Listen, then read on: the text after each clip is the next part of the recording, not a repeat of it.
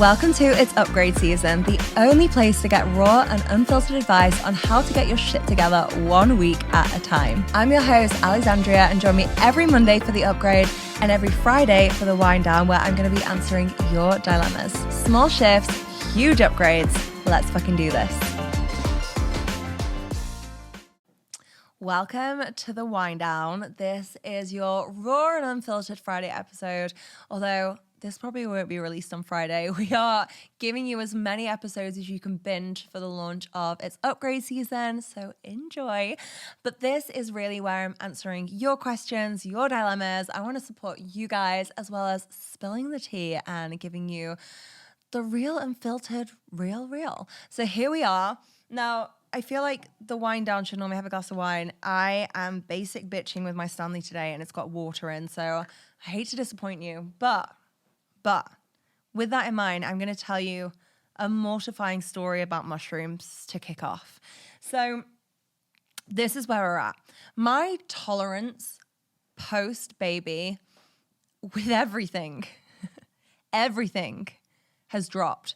We're talking caffeine, we're talking bullshit, we're talking alcohol, and we are talking mushrooms. So prior to pregnancy, it was not uncommon for me to microdose. I really love just getting to drop in, just feeling very connected, feeling very creative. The research on mushrooms is incredible, and this is not the episode that's going to share that with you. I will actually try and get my friend Lindsay on, because she is the queen of all things mushroom, but this is not the episode where I'm going to give you the education. This is the episode where I'm going to tell you my mortifying story about microdosing mushrooms. So pre-baby, I used to microdose a lot. Everything was good. I felt great. I felt dropped in.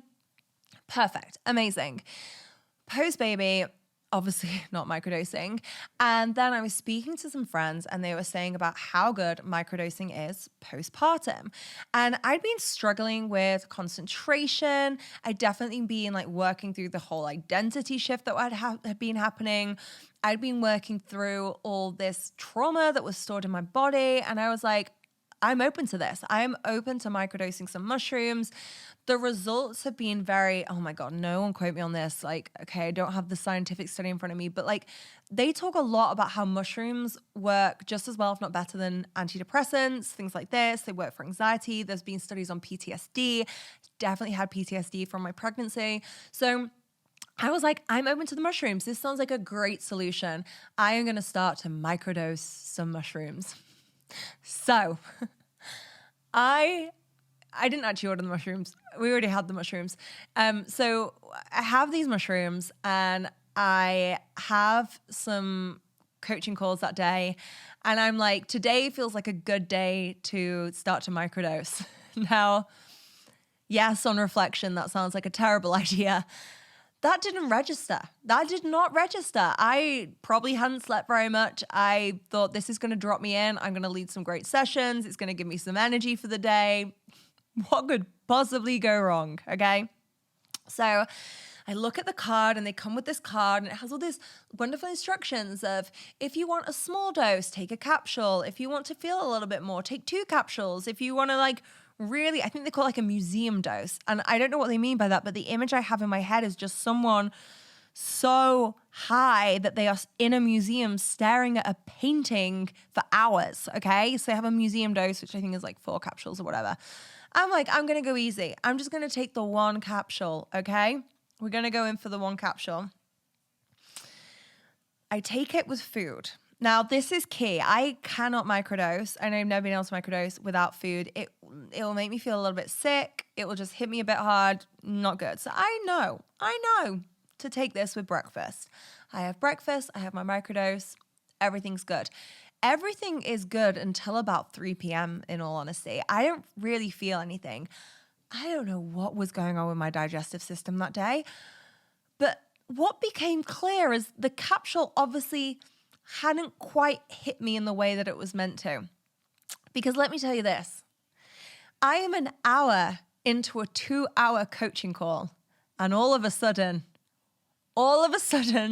this mushroom hits, and I am like, whoa.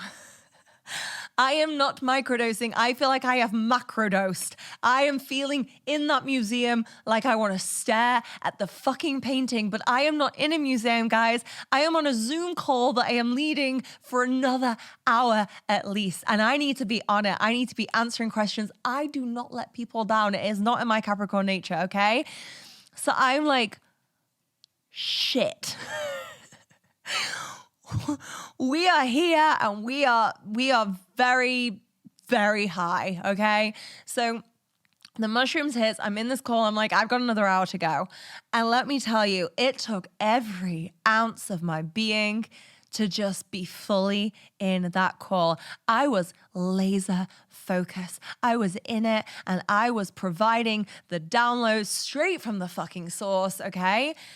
I got off the call, I lay on my floor probably for about 40 minutes and was just like, I'm just going to ride the rest of this out for a little while. But the best part was, guys, I got so many messages about that call. And no, it's not what you're thinking. There was no complaints. There was no like, was Alex okay? She seemed kind of out of it. The reviews were glowing. I got fucking glowing. They were like, that call was on fire. They were like, I need to watch this shit back. So we pulled it off, you guys. We pulled it off. Apparently, it was even better, but I am not risking that again. I'm not going to be microdosing when I have coaching calls. What I did hear, though, was that you are so open after having a baby that sometimes you're just almost like too open and that you have to start really gently. So what I might do is try it again, but I'll be sprinkling rather than capsuling the mushrooms. So enough of my mushroom stories. I am going to get into your dilemmas. And the first dilemma that I have today, I just love the way this question has been worded. This question says, how do I deal with asshole humans? No context, no explanation, just how do I deal with asshole humans? Actually, it's worded slightly differently. It says how to deal with asshole humans. Do you know what? I love this question.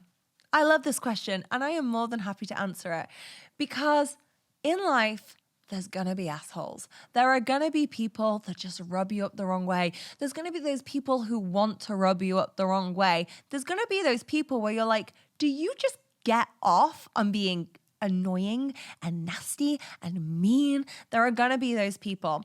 So the first bit of advice I want to give here is avoid them. Okay? Where possible, just avoid having assholes in your life, okay? You don't need those people around. And the reason that I mention this is so many people keep these people as friends beyond what is acceptable, okay?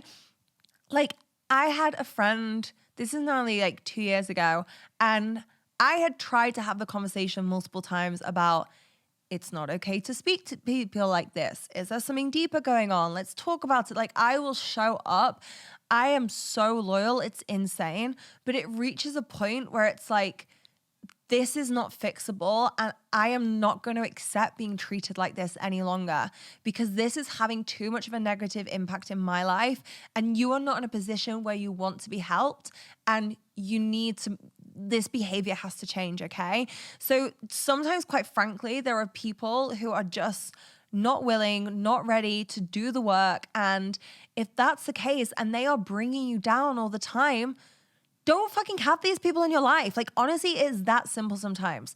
I get other times it isn't. I get it can be complicated when it's things like family members. We'll dive into that a little bit more. But that would be the first thing I'd say. And raise your fucking standards. Like, you deserve to be treated nicely. You deserve love and loyalty, and you deserve to be treated in the amazing way that you treat your friends, you treat your family, you treat people around you as well, okay? So raise your fucking standards. Stop taking sloppy seconds when it comes to men. Stop taking sloppy seconds when it comes to friendships. Stop taking sloppy seconds when it comes to people that you're working with, people that you're employing. Like, raise the fucking standard, okay? You get to feel good around these relationships. And also, like, let's not blame it on other people. Sometimes you need to vibe check yourself. Sometimes you need to check in with yourself. Like, how could you have shown up better? Was there something that maybe you miscommunicated or you didn't make clear? Like, where have you allowed yourself sometimes to be walked all over rather than speaking up and being like, hey, that wasn't fucking cool, okay? Like, we get to talk about this. And I definitely recommend that before you ghost a friend. Like, when I talk about cutting off that friendship, honestly, you guys, I tried so fucking hard to mend that friendship and I kept trying to see the best in her and I kept trying. But like, it got to a point where it was just gnarly and nasty and it just wasn't good and it just wasn't helping. But I did a lot of self-inventory. I was checking in. How could I show up better? How can I communicate clearer? How can I support this person better? Okay. So like, make sure you're checking in with yourself before you're blaming other people for being the asshole. Maybe you're the fucking asshole. Who knows? We need to check. We need to know these things. Okay? So the other thing here is like, have the hard conversations. And I know it's easier. Trust me. I do not relish having a hard conversation. I feel like there's some people in life who just love it. They're like, I need to have this hard conversation. And you can tell there's a bit of glee. They're like, I'm enjoying this. I'm going to watch you squirm and it's going to feel good. I am not that person. Like, I like peace. I like tranquility. But also, I am not just going to be a doormat. Like, I am not going to let things slip. And also, I do think showing up for your friends and your family sometimes means lovingly calling them out on their shit. And I feel like I've always done this with my clients as well. Like, I am so filled with love for them. And in order to be the best support I can be for them, I'm going to help them clean up some of the shit that's holding them back. So have the hard conversations, okay? Lean in. I don't love having these conversations. And I know after I have these conversations, I always feel so much better. I feel so much closer to that other person. And I learn a lot about myself as well and how I can show up better. So often we have just misunderstood or it's been miscommunicated, or quite frankly, we've made assumptions. It is so dangerous to make assumptions, and we do it all the time. We make assumptions about people, what they're thinking, what they're feeling, why they did something. Like, you cannot fucking know why a person did something or what they're thinking or what they're feeling. You are not Mystic Meg unless you ask them, okay? So we're going to check in on our assumptions, have the hard conversations. And when you're having those hard conversations, some little tips so those hard conversations become easier conversations rather than going south and ending up as some kind of like Real Housewives of God knows what city shit show, okay? Here are my top tips for this. So first up, avoid blaming language. I get it, you guys. I get it. You know, particularly with a partner, it is so easy to just want to blame that shit on them. You did this and you made me feel like this and this is all your fault, okay? I get it, but it's not going to help the situation. So they're going to get on the defensive, and also you are going to try and absolve yourself of all personal responsibility in this situation. And often, most of the time, it takes two to tango, okay? Not always the case, but often it takes two to tango. So avoid this blaming language and instead show up sharing how you felt in that situation. So it might be something like, hey, when you did this, this is how I felt, okay? Or when you said this, this was what it brought up for me. Okay, you're taking responsibility for your own feelings and your own responses in the situation, but you're also sharing that with them what the trigger was for that. I think that's really, really helpful. I think the second thing is focus on facts, not feelings. So I used to have my husband Jake do this for me all the time. If I had to write like a difficult email, I'll give you a specific example. Okay, so I hired a VA and I was asking her to do some, she was more specialized in like design work. So I was asking her to do design work.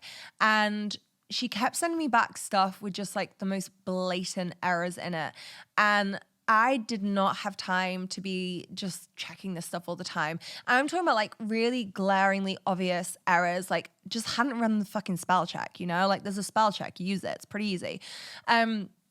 So I needed to write an email and let her know. We'd already had a call about it. Then I was like, okay, I'm going to follow up on an email. I got Jake to go through that email, and I'm honest, I'm pissed off at this point. Like, you know, how hard is it to run spell check? This is a pretty fundamental piece. And listen, you guys, I do not get pissed off about things.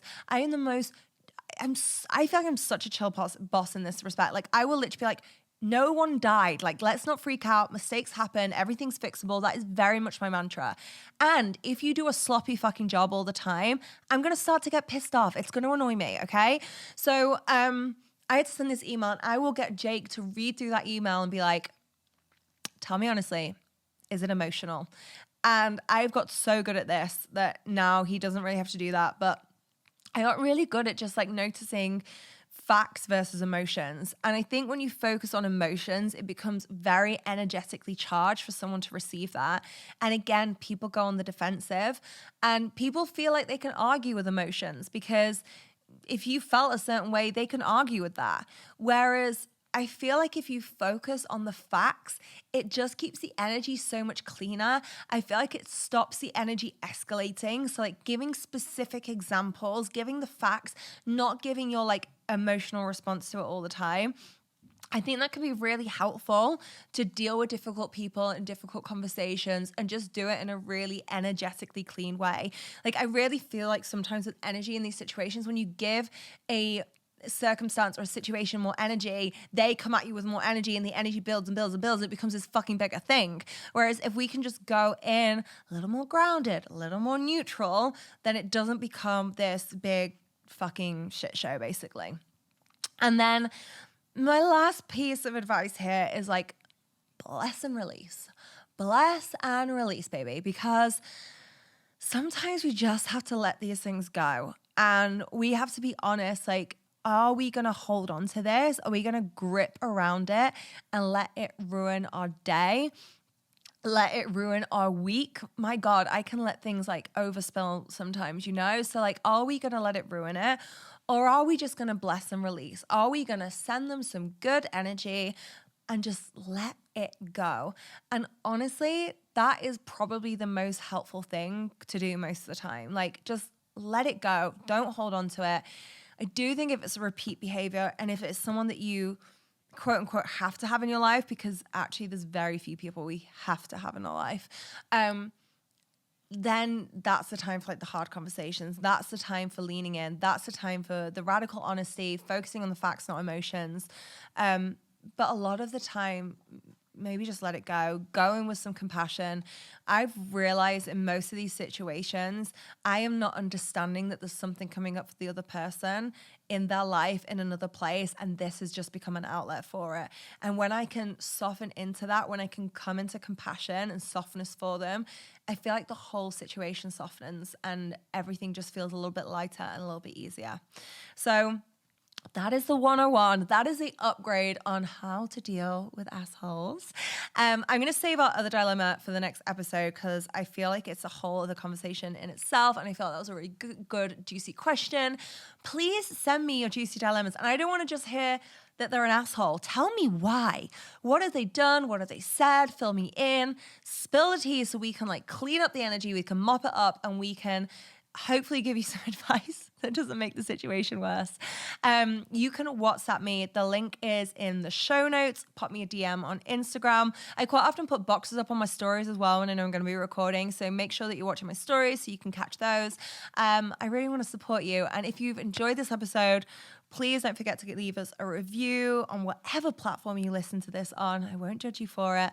Until the next episode, I'm sending you love, I'm sending you joy, I'm sending you abundance, and I hope you have the most incredible weekend.